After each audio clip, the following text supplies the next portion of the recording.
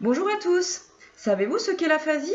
C'est la perte totale ou partielle du langage qui survient souvent suite à un AVC. Dans ce mémoire, nous nous sommes intéressés aux patients aphasiques globaux, c'est-à-dire à des patients qui présentent des troubles majeurs de l'expression, ils ne peuvent plus parler, mais également des troubles de la compréhension. Malgré le temps qui passe, les troubles de ces patients persistent plusieurs mois après l'AVC. En effet, l'aphasie globale est l'aphasie qui a le plus mauvais pronostic de récupération du langage et aucun traitement spécifique n'est privilégié actuellement pour compenser ce déficit.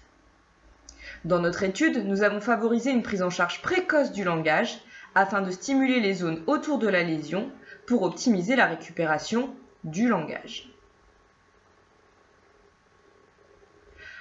Notre objectif a été de comparer deux approches thérapeutiques différentes et de mettre en avant les progrès du patient en fonction de la thérapie à laquelle il a été exposé.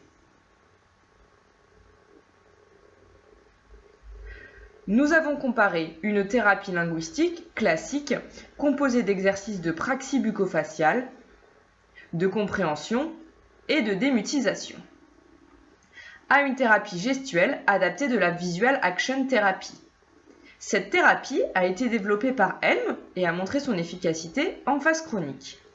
C'est une thérapie silencieuse dans laquelle les patients sont amenés à manipuler des objets, à les associer à des images, puis à produire des gestes sans l'objet, ce qu'on appelle les pantomimes.